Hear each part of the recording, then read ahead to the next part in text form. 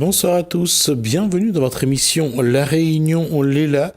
On a parlé depuis quelque temps déjà de la consommation du miel à La Réunion, 400 tonnes consommées, seulement 200 tonnes produites. Est-ce que le citoyen lambda peut mettre une petite ruche dans sa cour et produire son miel? En tout cas, c'est ce qu'on va voir avec Dive Deflore qui, elle, a mis en place une école. On va voir un petit peu ça dans Cosmo Réunionnais.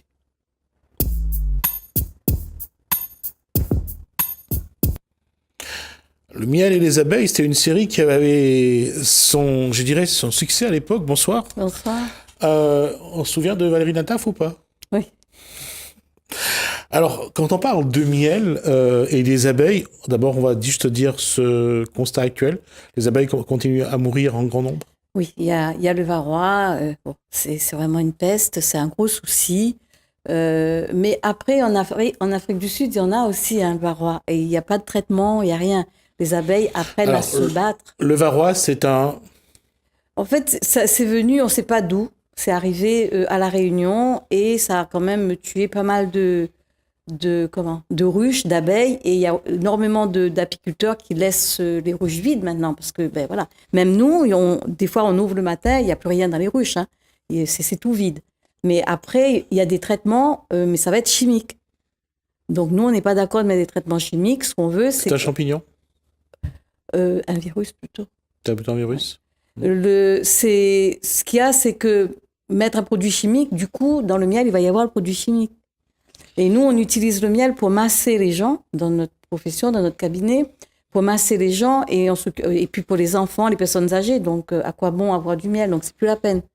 Il faut trouver un système où on ne met pas de produits chimiques et qu'on change la plantation, des choses comme ça, comme en Afrique du Sud. C'est un paradoxe parce que d'abord, il y a eu les abeilles tueuses, devenues d'Amérique du Sud. Ouais.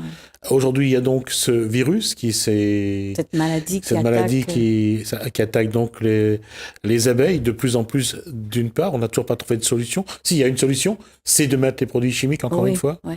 Et là, c'est pour ceux qui font du bio, surtout, ça devient très problématique. Mais après, l'histoire du bio, c'est toute une histoire. Parce que est-ce qu'on met un radar sur nos abeilles pour savoir où ils vont butiner? Pour moi, le miel bio, ça n'existe pas. Hein. Franchement, c'est un leurre. Après, les gens, ils ont besoin de bio, alors on va les contenter, on dit que c'est bio. Mais c'est un leurre parce que l'abeille, il va où il veut. Donc, mais nous, en tout cas, on ne met pas de produits dans nos champs, dans nos légumes, dans les choses qu'on plante, on ne met pas de produits chimiques. Donc, on dit qu'on a un miel propre. D'accord. Alors, une école pour apprendre aux citoyens à faire son miel. Aujourd'hui, est-ce que ça en vaut encore la peine déjà d'une part, vu la mortalité des abeilles? Il faut pas baisser les bras. Il faut y croire. Ouais. Il faut pas baisser les bras. Moi, je pense que si on a un jardin et qu'on n'a pas de problème de lumière publique, notre souci, c'est ça. Hein. Il y a les spots de la rue qui arrivent dans le jardin et du coup, l'abeille, pour lui, c'est tout le temps la journée parce qu'il y a de la lumière. Donc, il faut que la maison soit un peu protégée de ça. Et ce qui veut dire que s'il y a la lumière, elle va continuer à travailler tout le temps et va mourir. Ouais, voilà. D'accord. Et après, il y a le voisinage. Est-ce que le voisin, il est d'accord qu'il y ait des abeilles là L'abeille, si on ne vient pas l'embêter et si on ne met pas de parfum, il passe à côté, hein, il nous embête pas. Mais après, il y a une histoire de voisinage. Il faut toujours être bien avec son voisin quand on a des abeilles, hein, parce que sinon, ça peut aller loin. L'abeille réagit vraiment à tous les parfums? Pratiquement tous les parfums. Ah oui. C'est ça. Et puis le noir. Par exemple, si on vient vers une ruche, on a des lunettes solaires, automatiquement, on se fait piquer. Pourquoi? Ou un pantalon. C'est la couleur que l'abeille cherche à piquer. Un pantalon noir, on va se piquer cela, genre des lunettes. Moi, je sais, quelqu'un est venu, il avait des lunettes noires. Et du coup, on était à 10, personne n'a eu la piqûre, mais lui, il a eu la piqûre.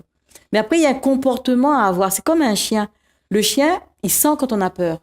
Donc, cette adrénaline qu'on sort, le chien, il sent. Les abeilles, c'est pareil. Quand on part en confiance vers la ruche, on ne se fait pas piquer. On peut travailler, regardez, il y a des apiculteurs à La Réunion, on met des émissions à la télé, des apiculteurs, ils travaillent main nue. Il n'y a rien dans les... Et ça ne se fait pas piquer. Moi, je fais la thérapie avec la piqûre d'abeille, c'est-à-dire je vais chercher l'abeille, je cherche des points d'acupuncture et je mets l'abeille sur la personne pour piquer. on attend et le travail se passe directement dans le sang. Bon, ça pique un peu, ça fait mal, mais bon, la personne est préparée pour, ça se passe très bien. Après, si on fait des allergies, c'est autre chose. Mais l'abeille, non, c'est pas si... D'accord. Qu'est-ce que j'allais dire, ceux qui viennent dans vos écoles, dans votre école, qu'est-ce qu'ils apprennent? Qu'est-ce que vous leur apprenez? Alors, déjà, toute l'histoire de l'abeille, de la fleur, comment... parce que l'abeille, une abeille est très, très propre. Donc, il faut vraiment avoir une très bonne hygiène. Donc, déjà, on travaille sur l'hygiène. Et puis après, on fait travailler la terre. C'est-à-dire que si on veut faire du baie rose, eh ben, il faut quand même, dans sa cour, qu'on place des baies roses et qu'on soit à côté d'un champ de baies roses, quelque part. Les gens viennent chez nous, ils demandent le miel de thym. Ce qu'il faut savoir, si on veut faire un miel de thym, il faut 2 hectares de la plante. Miel de quoi? De thym. Du thym? Thym. Donc, ce qui veut dire que c'est pas possible à La Réunion. Quel est le planteur, l'agriculteur qui fait 2 hectares de thym? C'est faux. Surtout le laisser fleurir. Oui. Parce Donc, que ça m'étonnerait. Donc, voilà, ça, on trouve en Australie parce que c'est immense. On trouve dans des pays comme ça. Même dans le sud de la France, il y en a. Pourquoi le miel de thym? Parce qu'il y a eu toute une histoire, le miel de thym guérit, je ne sais combien de maladies et tout ça. Mais le miel guérit. Le miel, simplement. On n'a pas besoin d'avoir un miel de thym ou un miel. Après, c'est l'histoire de goût. Par exemple, le miel de baie rose a un petit goût amer. Donc, on conseille les gens pour mettre la cuisine. Celui qui veut faire son magret, à la fin, il met ça. Mais le miel, la base même du miel, c'est déjà un bon médicament. C'est un traitement 100%. Celui qui prend nos personnes âgées avant, ils ne prenaient pas du sucre. C'était la cuillère de miel le matin. Aujourd'hui, je vais dire, ça commence à être un produit de luxe parce que le 250 grammes, c'est 10 € quand même. Oui. Donc, mais après, on peut se sacrifier sur des glaces ou sur autre chose pour se dire, bon, je vais quand même acheter mon pot de miel parce que c'est important pour la santé, pour mon sang et tout ça. Les gens qui viennent chez nous, ils apprennent la terre, ils apprennent à planter. Alors, je vais juste pour parler des vertus du miel et des abeilles. On va dire donc l'abeille produit du miel, mais il y a également le propolis. Propolis, c'est un... Alors, le propolis, nous, sur la ruche, on met un tamis et quand il passe, il pose dessus, on récupère et on travaille la propolis pour faire des solutions. Pour la gorge, pour des petits bobos, pour des eczémas, des choses comme ça. Ça, c'est la propolis. Et après, il y a le pollen. Il y a le pollen, effectivement. Le pollen, tous les matins, on va à la récolte. C'est-à-dire, devant la ruche, on met une petite attrape ou quand l'abeille passe, il nous pose le pollen dans une petite boîte. Nous, on récupère et on congèle tout de suite. Le pollen se vend congelé, doit rester toujours congelé.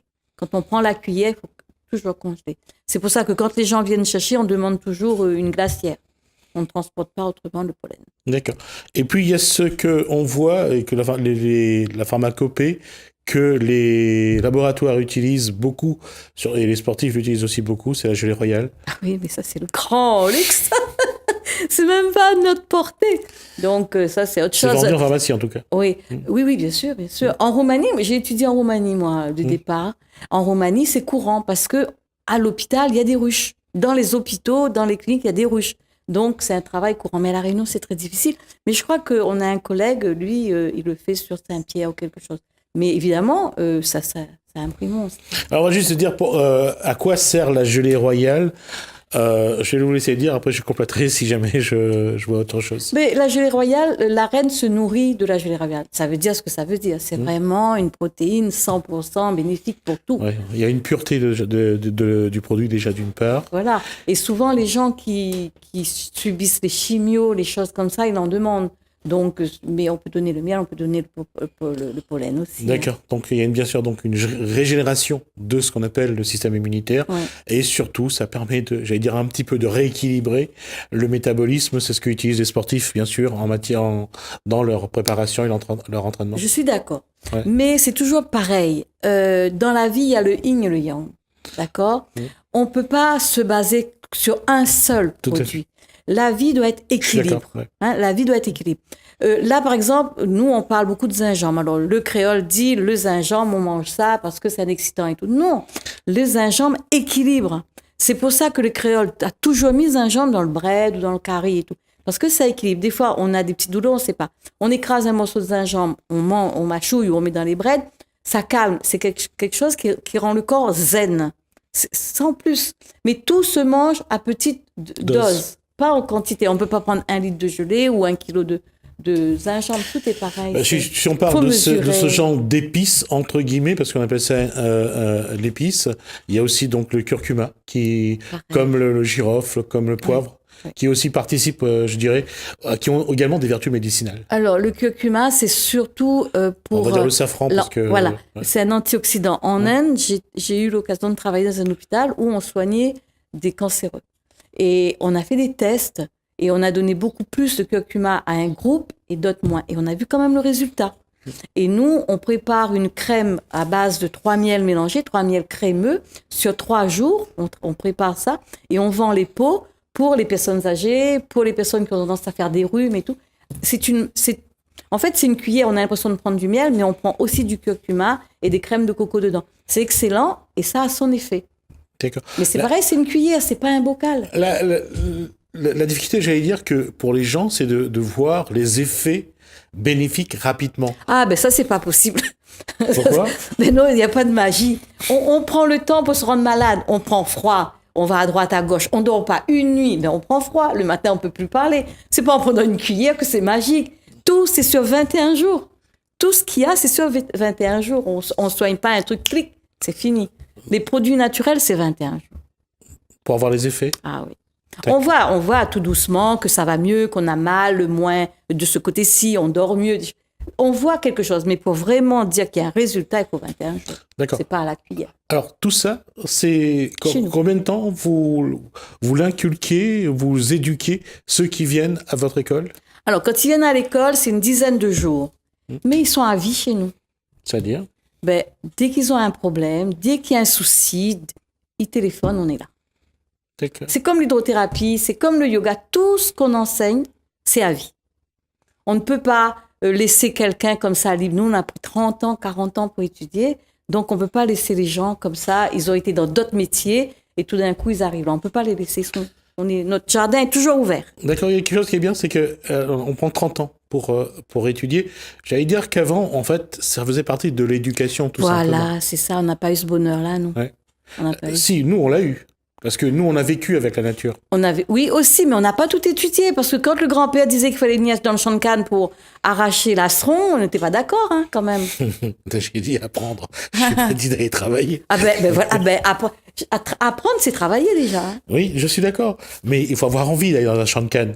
Il faut avoir envie d'aller chercher le moi, je l'ai lastron, fait, j'ai beaucoup aimé. Béatel sur le dos, j'ai beaucoup aimé, j'ai apprécié. Il faut avoir envie d'aller chercher les tomates cerises, d'aller chercher le bread noir, bread morel, mais ça, il faut ramener, dans le champ de canne. Non, mais il faut ramener dans les familles. Franchement, il faut ramener. Comment, justement, faire dans son jardin lorsque on met une ruche?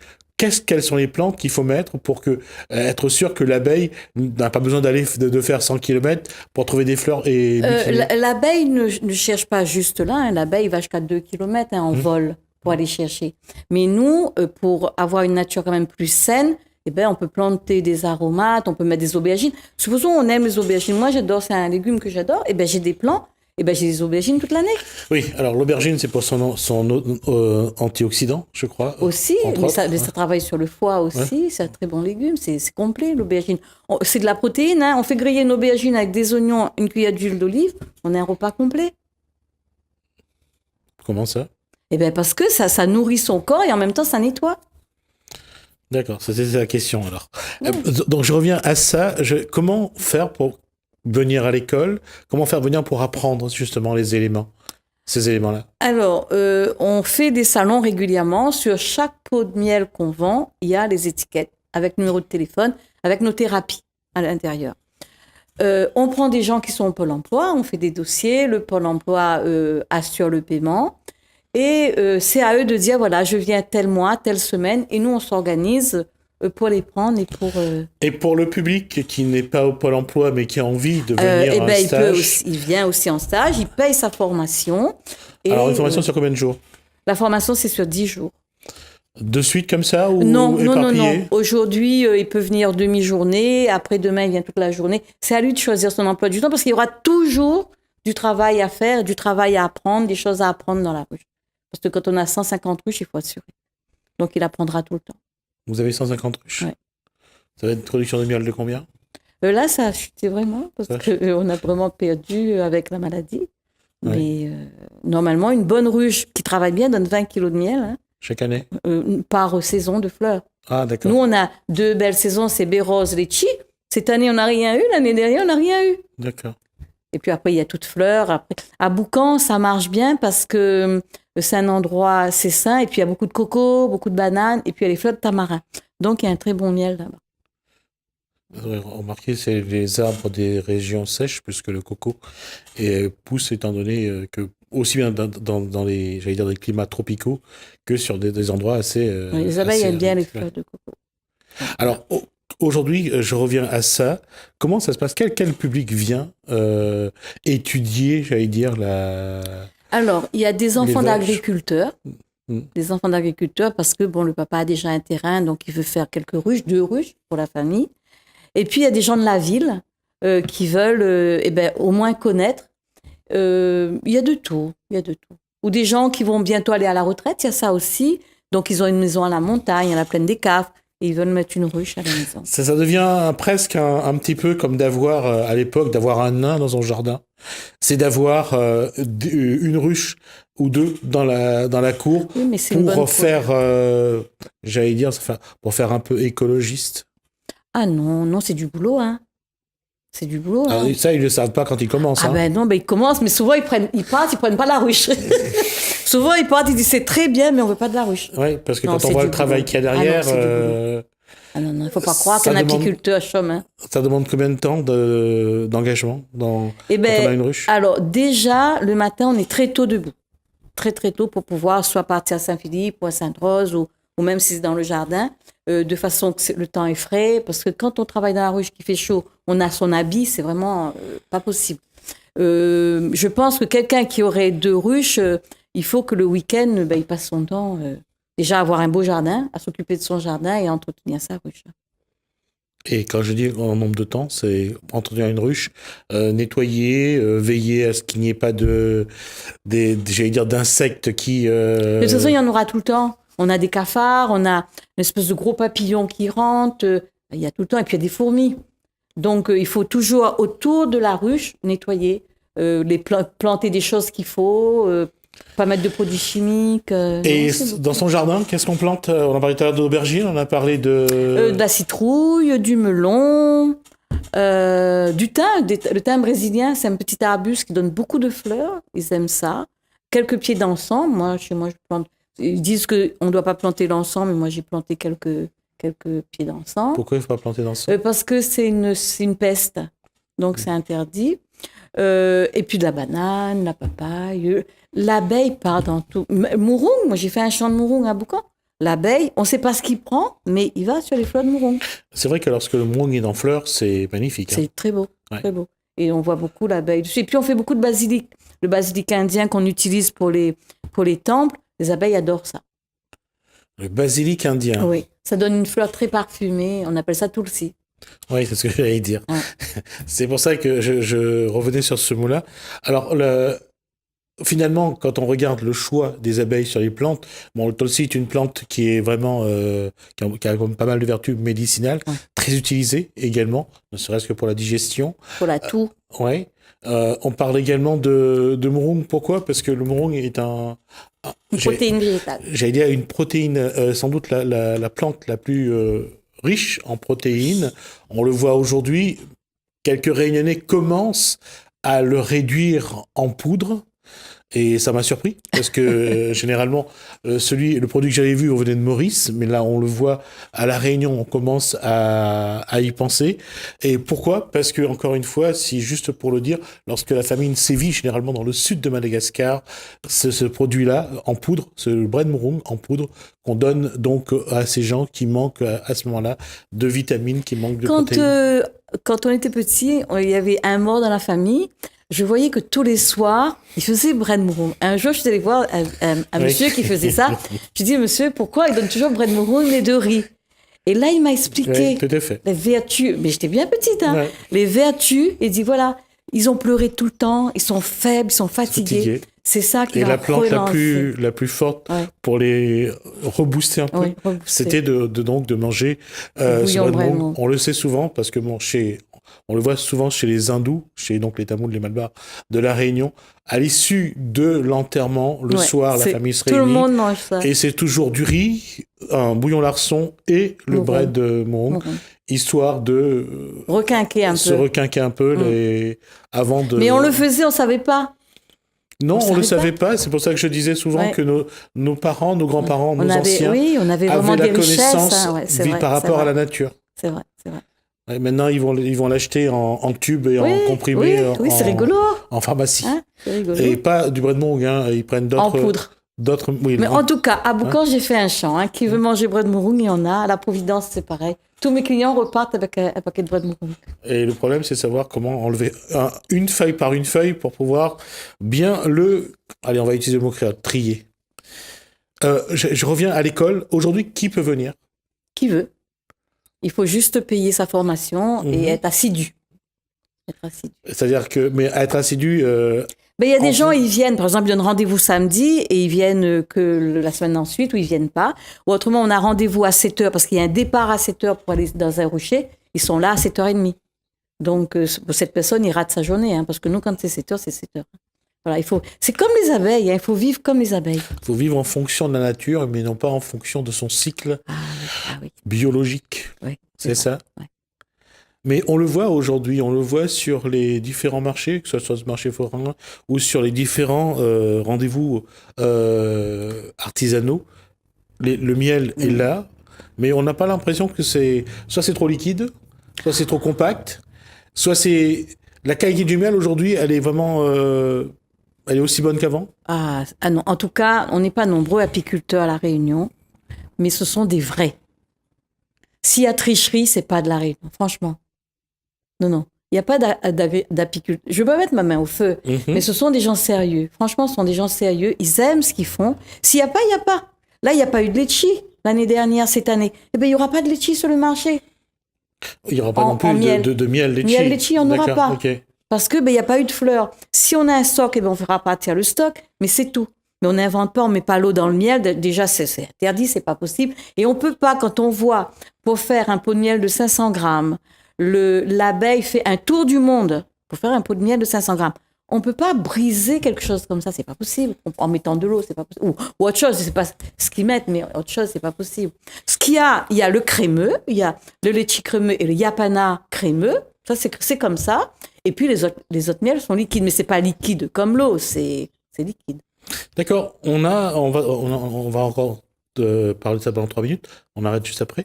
La question là-dessus, David, c'est que comment aujourd'hui faire en sorte que le Réunionnais retrouve un petit peu, parce que finalement, retour à l'école, repartir apprendre c'est quoi, comment faire une ruche, ça on l'apprenait avant parce que il y avait nos grands-parents avec aussi leur ruche dans la cour. Aujourd'hui, ça fait un petit peu un retour un peu aux sources finalement. De toute façon, on va être obligé. Pourquoi? On va être obligé parce que les gens pensaient prendre la lune avec les dents et puis ils ont vu que c'est impossible. On vient de la terre, on va retourner à la terre. Donc je pense que c'est la terre qu'on doit travailler, rien d'autre. La terre, notre environnement, les plantes, tout. C'est un schéma, c'est un comportement à avoir, c'est-à-dire être à l'écoute de la nature. Quand on enlève ses chaussures, on met ses pieds ou dans le sable à la mer ou dans son jardin, on a l'impression d'exister. Ce frais de la terre, cette chose de la terre, c'est...